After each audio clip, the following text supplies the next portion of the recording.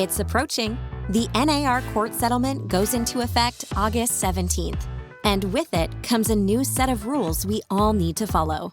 Bright has lots of training videos and resources available to help you understand and navigate these new MLS rules. But did you know that 5 of the new rules also apply directly to you as a realtor? It's important to remember these 5 rules that every realtor must follow to comply with the settlement. 1. Before you first take someone on a showing or virtual tour, they must sign a contract agreeing to any amount the buyer's broker may earn from any source for the work you're doing. 2. You cannot represent that your services are free or available at no cost unless there will be no compensation from any source. 3.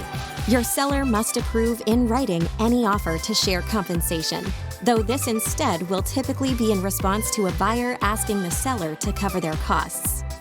4. You need to disclose in writing that commissions are not set by law and are negotiable. 5.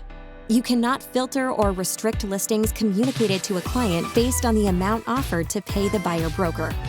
Finally, remember that you must be a realtor before the class notice is sent, which is expected no earlier than August 17, 2024. Learn more at brightmls.com/NAR settlement.